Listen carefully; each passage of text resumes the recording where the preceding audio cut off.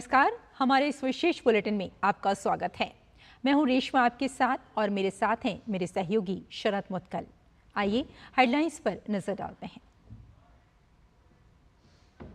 प्रधानमंत्री नरेंद्र मोदी ने राज्यसभा में राष्ट्रपति के अभिभाषण पर धन्यवाद प्रस्ताव पर हुई चर्चा का दिया जवाब। संविधान, आपातकाल, नीट और मणिपुर समेत कई मुद्दों पर विपक्ष को दिया करारा जवाब। प्रधानमंत्री ने कांग्रेस के एक आरोप पर किया पलटवार। कहा, कांग्रेस संविधान की सबसे बड़ी विरोधी। संविधान की रक्षा के लिए देशवासियों को हम पर भरोसा।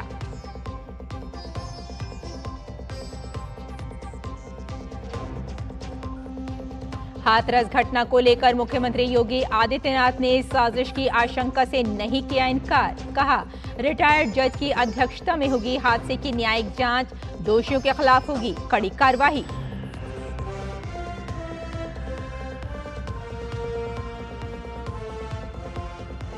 दिल्ली से बेंगलुरु तक बीजेपी युवा मोर्चा ने कांग्रेस नेता राहुल गांधी के खिलाफ खोला मोर्चा। हिंदू विरोधी बयान पर माफी की मांग।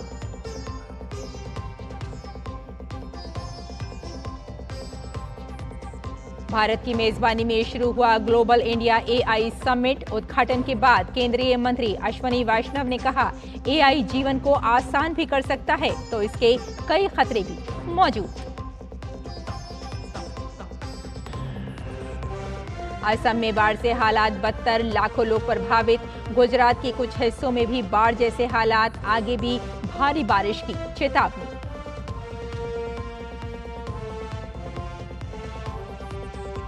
और टी20 वर्ल्ड चैंपियन टीम इंडिया की कल सुबह होगी स्वदेश वापसी। एयर इंडिया के विशेष विमान से बारबाडोस में रवाना हुए खिलाड़ी।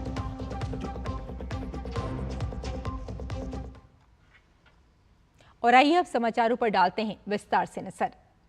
राष्ट्रपति के अभिभाषण पर धन्यवाद प्रस्ताव पर प्रधानमंत्री के बोलने के दौरान राज्यसभा से कांग्रेस सहित कई सहयोगी दलों के सांसदों के वॉकआउट पर सभापति, राज्यसभा और उपराष्ट्रपति जगदीप धनखड़ ने कहा, आज उन्होंने सदन को नहीं छोड़ा है बल्कि भारत के संविधान को पीठ दिखाई।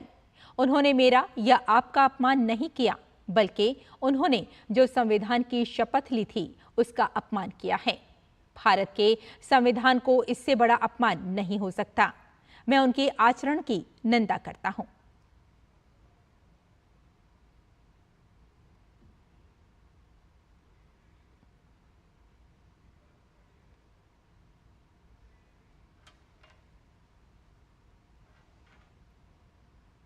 और इस वक्त एक बड़ी खबर आ रही है। झारखंड के नए मुख्यमंत्री होंगे हेमंत सोरेन। इस वक्त हम आपको बता दें कि झारखंड के नए मुख्यमंत्री बनने जा रहे हैं हेमंत सोरेन। अभी ये एक ताज़ा खबर हम आप तक पहुंचा रहे हैं। नए मुख्यमंत्री बनने जा रहे हैं झारखंड के हेमंत सोरेन। कांग्रेस विधायक इरफान अंसारी। और साथ में आपको बताते चलें एक बार फिर से कि हेमंत सोरेन झारखंड के नए मुख्यमंत्री बनने जा रहे हैं और इरफान अंसारी ने इसकी पुष्टि की है। अभी ये एक ताज़ा खबर हम आप तक पहुंचा रहे हैं। नए मुख्यमंत्री हेमंत सोरेन झारखंड के होंगे। झारखंड के मुख्यमंत्री बनने जा रहे हैं हेमंत सोरेन। कांग्रेस विधायक इरफान अंसारी ने पुष्टि की है। और आपको यहाँ एक बार फिर से बताते चलें कि झारखंड को एक नया मुख्यमंत्री मिलने जा रहा है। हेमंत सोरेन नए मुख्यमंत्री, और इसकी पुष्टि की है कांग्रेस विधायक इरफान अंसारी ने। इस वक्त की ये एक बड़ी खबर आ रही है जो हम आप तक इस वक्त पहुंचा रहे हैं। ये बड़ी खबर कि फिर से झारखंड के मुख्यमंत्री बनने जा रहे हैं हेमंत सोरेन। और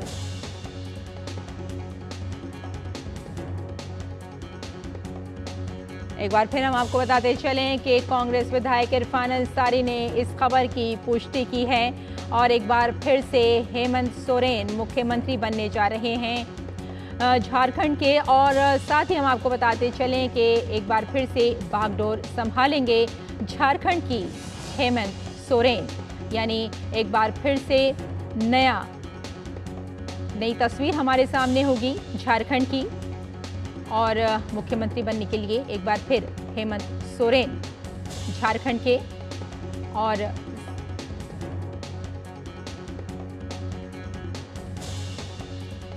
इरफान अंसारी ने इसकी पुष्टि की है। कांग्रेस विधायक हैं इरफान अंसारी और राज्यपाल ने मिलने का समय भी दे दिया है। एक नई तस्वीर, एक बार फिर मुख्यमंत्री बनने जा रहे हैं हेमंत सोरेन झारखंड के, यानी झारखंड को एक बार फिर से हेमंत सोरेन की अध्यक्षता मिलने जा रही है और वो एक बार फिर से इसके मुख्यमंत्री बनेंगे झारखंड के। और कांग्रेस विधायक इरफान अंसारी ने इसकी पुष्टि की है। राज्यपाल ने मिलने का उन्हें समय भी दे दिया है। और रांची से इसी खबर पर हमारे साथ दिवाकर जुड़ गए हैं, उनसे बात करते हैं। दिवाकर, जैसा कि अभी हमने देखा कि झारखंड के एक बार फिर से मुख्यमंत्री बनने जा रहे हैं हेमंत सोरेन, क्या अपडेट है आपके पास? देखिए, निश्चित तौर पर आज दिन भर जो राजनीतिक हलकों में अटकलों का बाजार गर्म था, उस पर अब से थोड़ी देर पहले एक तरीके से हम कह सकते हैं कि मुहर लग गई है। दिन भर आज मुख्यमंत्री आवास में जो है वो बैठकों का सिलसिला चलता रहा। सत्ता पक्ष के जो तमाम सहयोगी दल है, चाहे वो कांग्रेस हो, आरजेडी हो और जेएमएम, इन तीनों के विधायकों की दिन भर आज मैराथन बैठक चली है। उस बैठक में पूर्व मुख्यमंत्री हेमंत सोरेन भी शामिल हुए। साथ ही साथ कांग्रेस के जो प्रभारी हैं गुलाम अहमद मीर, वो भी मौजूद थे और चंपई सोरेन जो फिलहाल मुख्यमंत्री है, ये तमाम लोग मौजूद थे। और दिन भर जो बैठकों का सिलसिला है, मंथन का सिलसिला है, वो चला है। और एक जो अगला डेवलपमेंट है, जो अभी मेरे पास पुख्ता जानकारी आ रही है, सूत्रों से जानकारी मिली है, कुछ विधायकों से मेरी बात हुई है, उन्होंने साफ तौर पर कहा है कि एक बार फिर से विधायक दल का नेता जो है वो हेमंत सोरेन को चुन लिया गया है। तो इसका मतलब साफ है कि हेमंत सोरेन फिर से झारखंड के अगले मुख्यमंत्री बनने जा रहे हैं। और जो अभी राजभवन सोर्सेज से मुझे जो कंफर्मेशन मिला है कि इन्होंने राजभवन को भी अप्रोच किया था, मिलने के लिए समय मांगा था, तो अभी 7:30 बजे का समय इन्हें दिया गया है। ये जो झारखंड का राजनीतिक घटनाक्रम है, ये पल पल बदल रहा है और फिलहाल यही अपडेट हमारे पास है। और जो लग रहा है कि अगले आधे घंटे या 40 मिनट में ये तस्वीर पूरी तरह से साफ हो जाएगी कि राजभवन में जब ये मिलने पहुंचते हैं तो गवर्नर की ओर से हो सकता है अगली सरकार के गठन का ये वो समय की मांग है कि कब हमको और ये मुख्यमंत्री को वोट दिलाना है। तो इन तमाम बिंदुओं पर जो अटकलों का बाजार दिन भर चल रहा है, वो उस पर विराम लग जाएगा। लेकिन फिलहाल 7:30 बजे तक हमें इंतजार करना होगा, जब एक बार फिर चंपई सोरेन, हेमंत सोरेन और कांग्रेस के जो नेता हैं वो मिलने जाएंगे। क्योंकि पिछले कई दिनों से, जब से हेमंत सोरेन जेल से रिहा हुए, करीब 150 दिनों बाद, जब वो जमीन घोटाला मामले में ईडी ने उन्हें गिरफ्तार किया था और वो जेल में बंद थे और उसी वजह से कुर्सी भी गंवानी पड़ी थी, तो उसके बाद से ये जो रिहाई जब उनकी 3 दिन पहले हुई है, तब से ये अटकल लगाया जा रहा था कि झारखंड में एक बार फिर से सत्ता परिवर्तन होगा। और क्योंकि झारखंड में इसी वर्ष विधानसभा चुनाव भी होने हैं, ऐसे में जो दाव है सत्ता पक्ष की ओर से, वे एक दाव के तौर पर इसे देखा जा रहा है। जी बिल्कुल, ये कहा जा सकता है कि झारखंड की जो सियासत है एक बार फिर से करवट ले रही है और उसे एक बार फिर से जो वहाँ की कहना चाहिए जो बागडोर है झारखंड की, उसे एक बार फिर संभालने जा रहे हैं हेमंत सोरेन।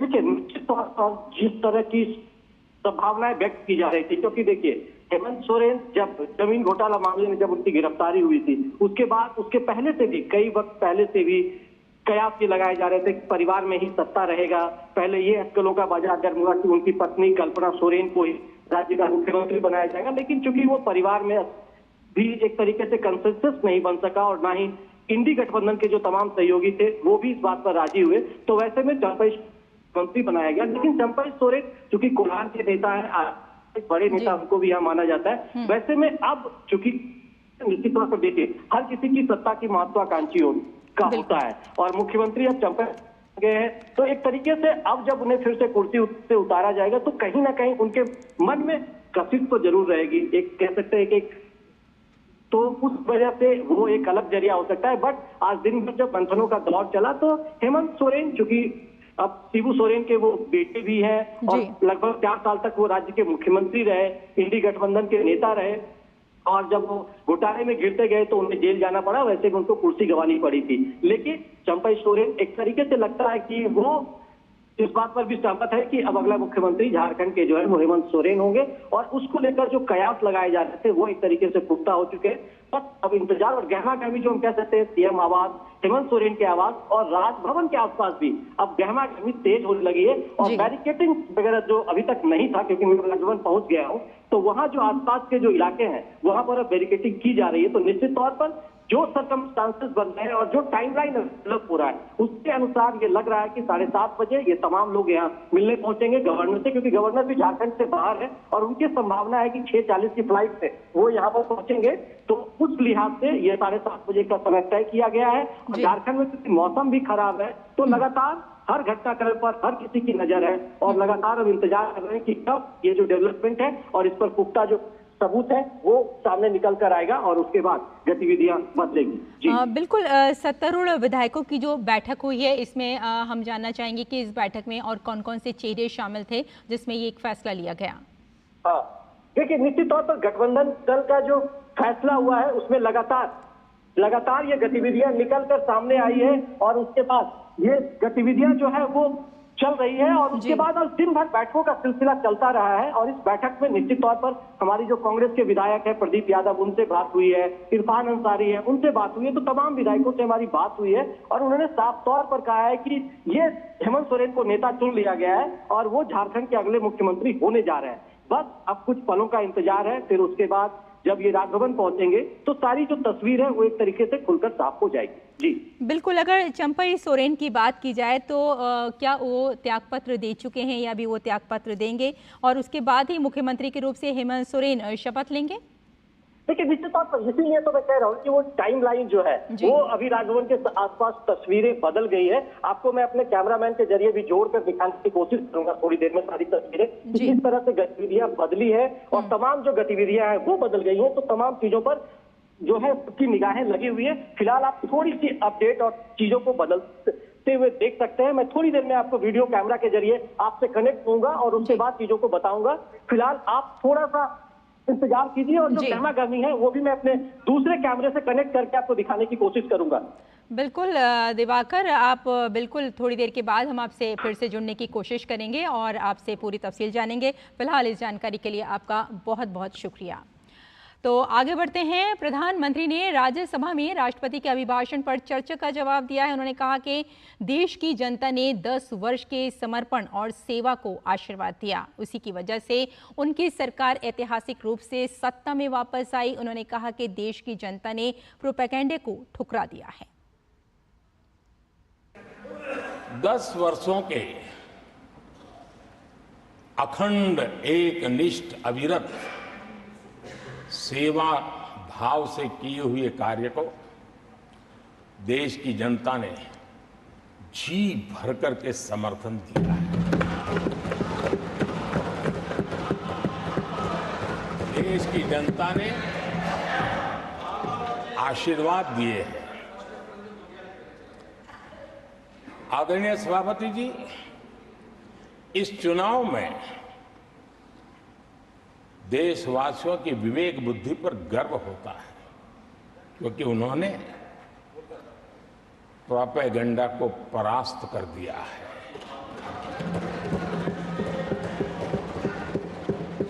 देश की जनता ने परफॉर्मेंस को प्राथमिकता दी है।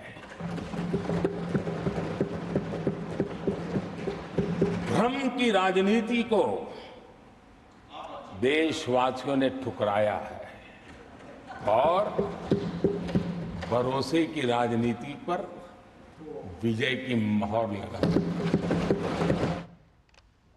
और पेपर लीक, विशेष तौर पर नीट यूजी पेपर लीक पर प्रधानमंत्री ने सदन को बताया कि सरकार आरोपियों के खिलाफ सख्ती से निपट रही है। उन्होंने अभ्यर्थियों को विश्वास दिलाया कि उनका परिश्रम और भविष्य दोनों सुरक्षित हैं।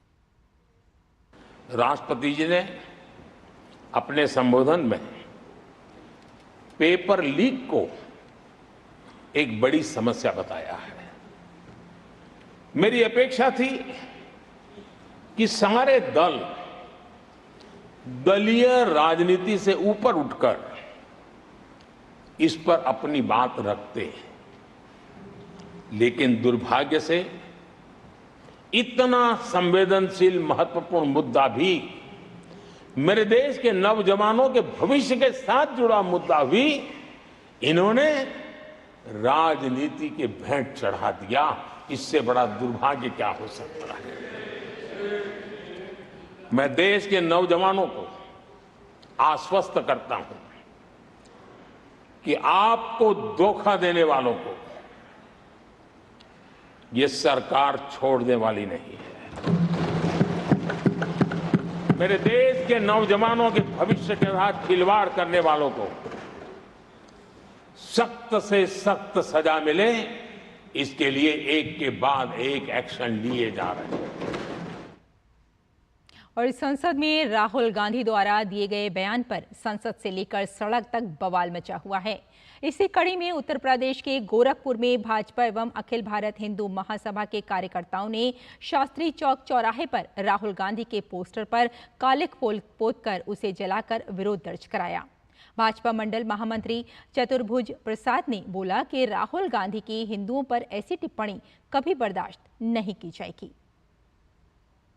हम लोगों ने जो है राहुल गांधी का पुतला जलाया और राहुल गांधी के मुंह पर कालिख पोता, इसलिए कि राहुल गांधी देख रहे हैं 99 के फेर में पड़ गए। अगर हम आक्रमणवादी होते या इस तरह की सोच रखते, अहिंसक होते और इस तरह की सोच रखते, तो आज मेरा जो है हिंदू पाकिस्तान में 2% नहीं रह जाता। भारतवर्ष में हम लोग जिस तरह से सभी धर्मों के लोग रहते हैं, इसलिए कि धर्मनिरपेक्ष राष्ट्र होने के नाते हम लोग कभी इस तरह की बात नहीं करते हैं कि यहाँ कौन कम होगा कौन ज्यादा होगा।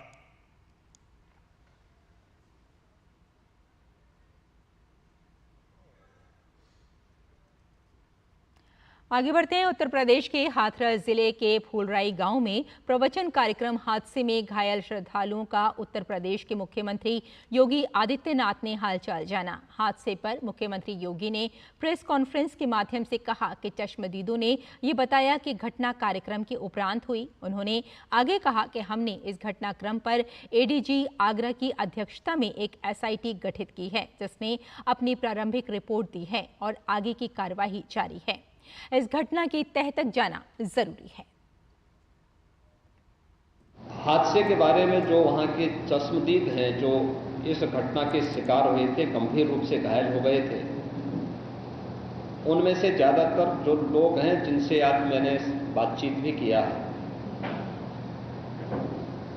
वे सभी इस बात को बोलते हैं कि हादसा कार्यक्रम के उपरांत इस पूरी घटनाक्रम के लिए हम लोगों ने एडीजी आगरा की अध्यक्षता में एक SIT गठित की है, जिसने अपनी प्रारंभिक रिपोर्ट दी है और इस घटना की तह में जाने के लिए उनसे कहा गया है। बहुत सारे ऐसे पहलू हैं जिन पर जांच होनी बहुत आवश्यक है। राष्ट्रीय महिला आयोग की अध्यक्ष रेखा शर्मा के नेतृत्व में आयोग की एक टीम ने हाथरस का दौरा किया। हाथरस दुर्घटना को लेकर उन्होंने DM और SSP से मुलाकात की और CMO हाथरस के साथ अस्पताल जाकर घायल महिलाओं से मुलाकात की। राष्ट्रीय महिला आयोग ने कहा कि घटना के जिम्मेदार के खिलाफ कड़ी कार्रवाई की जानी चाहिए। हाँ, महिलाएं अधिक थी, सिर्फ केवल 3 पुरुष थे जिनकी मृत्यु हुई, बाकी सभी महिलाएं थी। इससे ये पता चलता है कि पूरी भीड़ में केवल महिलाएं थी, जो कहा जाता है कि 2 लाख से ऊपर थी। अभी इसका कोई भी प्रूफ नहीं है, क्योंकि फ़ोटो नहीं खींचने दी जाती थी। साफ तौर पे मुझे लगता है कि ये बाबा जो भी थे, इलीगल एक्टिविटी थी इनकी। 80,000 का इन्होंने परमिशन मांगी थी और 2 लाख से ज़्यादा भीड़ इकट्ठी करी। और उस वक्त जब ये सारा कुछ हुआ तो वो बाबा भाग गए। फिर मुझे लगता है इनके अगेंस्ट FIR तो होनी ही चाहिए, इनको तुरंत पकड़ना चाहिए और पता लगाना चाहिए ये किसके कहने पर हो रहा था ये सब कुछ। क्या ये कोई मिली भक्त है या कुछ प्लान था ये, और इतने लोग मरने के बाद वो क्यों भागे, ये क्वेश्चन करने की बात है। और राष्ट्रीय कैडेट कोर यानी एनसीसी के 124 कैडेटों का दल माउंट कांग यात्से के सफल पर्वतारोहण अभियान से दिल्ली लौट आया है। इस दल का रक्षा राज्य मंत्री संजय सेठ ने दिल्ली में स्वागत किया। इस मौके पर एनसीसी महानिदेशक लेफ्टिनेंट जनरल गुरबीर पाल सिंह भी मौजूद रहे। एनसीसी के इस पर्वतारोहण अभियान में 12 छात्रा और 12 छात्र कैडेट शामिल हैं। इन कैडेटों ने लद्दाख में 20,000 से ज्यादा ऊंचाई वाले कांग यात्से चोटी की फतह किया।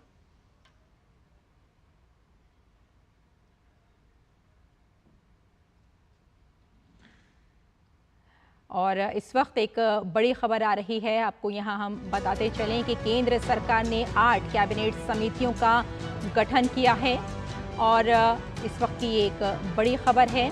8 कैबिनेट समितियों का गठन हो चुका है और इस वक्त हमारे साथ हमारे संवाददाता सुधाकर जुड़ चुके हैं। सुधाकर से इस पर जानकारी हासिल करते हैं। सुधाकर, केंद्र सरकार ने 8 कैबिनेट समितियों का गठन कर लिया है, क्या आपके पास पूरी जानकारी है? देखिए, ये बड़ी खबर है रेशमा। सरकार की कार्रवाई को एक तरफ से सरकार में जो तमाम गतिविधियां होती है उसको सुचारू तरीके से चलाने के लिए कैबिनेट समितियों का गठन किया जाता है और मोदी 3.0 में आप कह सकते हैं कैबिनेट समितियों का गठन किया गया है और काफी ये महत्वपूर्ण है किस तरह से तमाम दिशा निर्देश तमाम फैसले विभिन्न मोर्चों पर लिए जाएंगे उसकी कवायद इन कैबिनेट समितियों में होती है। सबसे पहले कैबिनेट जो अपॉइंटमेंट संबंधी जो कैबिनेट समिति है ये सरकार में जो बड़ी नियुक्तियां होती हैं उनको देखती है। उसमें पीएम मोदी की अध्यक्षता में ये कमेटी है और इसमें गृह मंत्री अमित शाह शामिल है।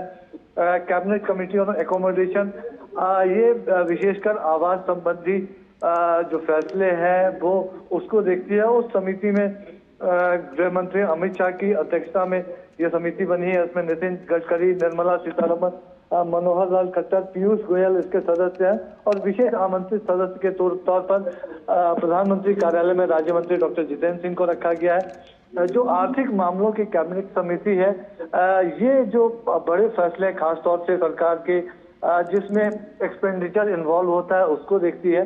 उसकी अध्यक्षता पीएम मोदी खुद करेंगे। उसमें राजनाथ सिंह, अमित शाह, नितिन गडकरी, शिवराज चौहान, निर्मला सीतारमण, विदेश मंत्री एस जयशंकर शामिल हैं। सहयोगी दलों के जो सदस्य हैं एच डी कुमार स्वामी और राजीव रंजन जो जेडीयू से आते हैं उनको भी इसमें शामिल किया गया है। इसके अलावा पीयूष गोयल, धर्मेंद्र प्रधान भी इसके सदस्य हैं। कैबिनेट कमेटी जो पार्लियामेंट्री जो संसदीय मामलों की कैबिनेट समिति होती है वो विशेषकर संसद सत्र कैसे चले, किस तरह से कार्रवाई आगे बढ़े उसके लिए होती है और रक्षा मंत्री राजनाथ सिंह इसकी अध्यक्षता करेंगे। अमित शाह, जेपी नड्डा, निर्मला सीतारमण, डॉक्टर वीरेंद्र कुमार, ये जुएल ओराम उसके सदस्य, इसके साथ साथ CR पाटिल और सहयोगी दलों के भी जो राजीव रंजन है, के राम मोहन नायडू जो TDP से आते हैं वो इसके सदस्य हैं। दोनों जो राज्य मंत्री हैं संसदीय मामलों के उनको भी इसमें विशेष आमंत्रित सदस्य के तौर पर शामिल किया गया है। जो राजनीतिक मामलों की कैबिनेट समिति है वो खासतौर से जो विभिन्न राजनीतिक मसले हैं उस पर सरकार का क्या रिस्पॉन्स होना चाहिए उसको देखती है। उसकी अध्यक्षता खुद पीएम मोदी करेंगे। राजनाथ सिंह, अमित शाह, नितिन गडकरी, निर्मला सीतारमण, पीयूष गोयल, जीतन राम मांझी हम जानते हैं बिहार के पूर्व मुख्यमंत्री अभी कैबिनेट के महत्वपूर्ण सदस्य हैं। सर्बानंद सोनोवाल, के राम मोहन नायडू, भूपेंद्र यादव, अन्नपूर्णा देवी, किरण रिजिजू और जी किशन रेड्डी इसके सदस्य होंगे। पहले की तरह ही रेशमा एक चीज साफ है, जो कैबिनेट कमेटी ऑन सिक्योरिटी है, जो टॉप 4 मिनिस्ट्रीज हैं, चाहे गृह मंत्री हो, विदेश मंत्री हो, रक्षा मंत्री हो, वित्त मंत्री हो, उनको शामिल किया गया है। पीएम मोदी की अध्यक्षता में ये सुरक्षा मामलों की समिति है। इसके अलावा जो इन्वेस्टमेंट और ग्रोथ को लेकर भी एक कैबिनेट समिति है और उसकी अध्यक्षता भी पीएम मोदी करेंगे। इसमें राजनाथ सिंह के अलावा अमित शाह, नितिन गडकरी, निर्मला सीतारमण, पीयूष गोयल, प्रहलाद जोशी, गिरिराज सिंह, अश्विनी वैष्णव, ज्योतिरादित्य सिंधिया, हरदीप पुरी और चिराग पासवान इसके सदस्य। और आप देखिए ये ऐसी मिनिस्ट्रीज के मंत्री हैं जिसमें आने वाले समय में काफी इन्वेस्टमेंट ग्रोथ की संभावना है। तो अब वो तमाम मंत्रालयों के जो महत्वपूर्ण मंत्रियों को इसका सदस्य बनाया गया है। इसमें राव इंद्रजीत सिंह और प्रताप राव जाधव जो स्वतंत्र प्रभार है जिनके पास, उनको भी शामिल किया गया। तो ये काफी महत्वपूर्ण मंत्रालय है। सबसे जो आखिरी जो कहें स्किल एम्प्लॉयमेंट एंड लाइवलीहुड को लेकर जो कैबिनेट समिति बनाई गई है, उसमें राजनाथ सिंह जो रक्षा मंत्री हैं, गृह मंत्री अमित शाह, नितिन गडकरी, निर्मला सीतारमन, पीयूष गोयल, धर्मेंद्र प्रधान, अश्विनी वैष्णव, भूपेंद्र यादव, गजेंद्र सिंह शेखावत, हरदीप पुरी के साथ डॉक्टर मनसुख मांडविया होंगे और डॉक्टर श्री जयंत चौधरी को भी इसका सदस्य बनाया गया है। तो काफी ये महत्वपूर्ण फैसला सरकार की तरफ से, और हम लगातार ये देख रहे हैं कि जो एक मोदी 3.0 में प्रधानमंत्री मोदी ने भी जो संसद में कहा कि बहुत महत्वपूर्ण फैसले, रिफॉर्म्स होने वाले हैं, खासतौर से ये बजट सत्र के दौरान दिखेंगे। तो एक तरह से जो सरकार की जो रणनीति है आने वाले समय में तेजी से फैसले हो सके, उसको ये कैबिनेट समितियां गाइड कर सकेंगी। तो काफी ये महत्वपूर्ण ऐलान आज कह सकते हैं रेशमा। बिल्कुल, ये कहा जा सकता है कि नरेंद्र मोदी के तीसरे कार्यकाल में ये एक बड़ा फैसला है जिसमें नई कैबिनेट कमेटियां बनाई गई हैं। तो अगर हम ये तीसरे कार्यकाल की बात करें तो ये कमेटी कितनी महत्वपूर्ण हो जाती है? बहुत देखिए, क्योंकि एक तरह से पूरे देश की जिम्मेदारी है और एक स्पेसिफिक सब्जेक्ट्स को लेके ये कैबिनेट समितियां बनाई जाती हैं। तो एक जो एक्सपर्टाइज होता है गवर्नमेंट में विभिन्न जो सीनियर मिनिस्टर्स का, उन एक्सपर्टाइज का इस्तेमाल किया जाता है, उनके विभागों के मार्फत जो सूचनाएं आती हैं उसका इस्तेमाल किया जाता है और उसके आधार पर जो प्रपोजल्स होते हैं, क्योंकि इन कैबिनेट समितियों के पास भी अनुशंसा करने का अधिकार होता है। जहां बड़ा एक्सपेंडिचर इन्वॉल्व है वहाँ आर्थिक मामलों की कैबिनेट समिति फैसला करेगी। जहां बड़े अपॉइंटमेंट्स होने हैं सरकार में, cabinet secretary, home secretary, raw chief, IB chief, इस तरह के जो बड़े फैसले होने हैं तो वो अपॉइंटमेंट संबंधी जो कैबिनेट समिति है वो देखती है। हम जानते हैं कि इन्वेस्टमेंट ग्रोथ को लेकर पीएम मोदी काफी संजीदा है, तो साथ ही साथ स्किल डेवलपमेंट हो, लाइवलीहुड हो, उसको लेकर भी लगातार बीते 10 वर्षों में बड़े फैसले किए गए हैं। एक तरफ तो जिसकी वजह से हम जानते हैं कि 25 करोड़ से ज्यादा लोग देश में गरीबी से बाहर निकले हैं। तो बहुत ज्यादा ध्यान है और एक संगठित तौर पर सरकार का इन तमाम मसलों को लेकर क्या रिस्पॉन्स होना चाहिए, किस तरह की नीतियां होनी चाहिए, क्या दिशा निर्देश गवर्नमेंट के सेटअप को जाना चाहिए, तो वो बड़े फैसले ये समितियां करती हैं पार्लियामेंट को लेकर। क्योंकि आप जैसा आने वाला बजट सत्र है तो उसकी क्या तारीखें होंगी। तो बिल्कुल सुधाकर, ये कहा जा सकता है कि केंद्र सरकार ने जो 8 कैबिनेट समितियों का गठन किया है ये काफ़ी महत्वपूर्ण हो जाता है। खासतौर से प्रधानमंत्री के जो तीसरा कार्यकाल है उसमें और मजबूती देखने को मिल रही है इस समिति के गठन के बाद। बहुत बहुत शुक्रिया हमारे साथ जुड़ने के लिए और इस तमाम जानकारी के लिए। तो फिलहाल इस बुलेटिन में इतना ही, अनुमति दें, नमस्कार।